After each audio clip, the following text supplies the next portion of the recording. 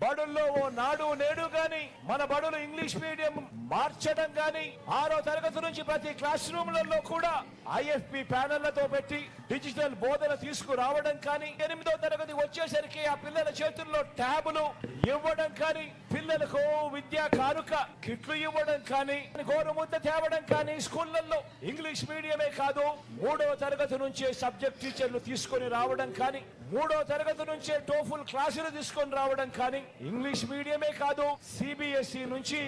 ఏకంగా ఐబీ దాకా ప్రయాణం తీసుకురావడం కానీ ఆలోచన చేయమని అడుగుతా ఉన్నా. చదువుల్లో పిల్లల మీద ఇంత ధ్యాస పెట్టడం గతంలో ఎప్పుడైనా జరిగిందా అన్నది ఆలోచన చేయమని కోరుతా ఉన్నా.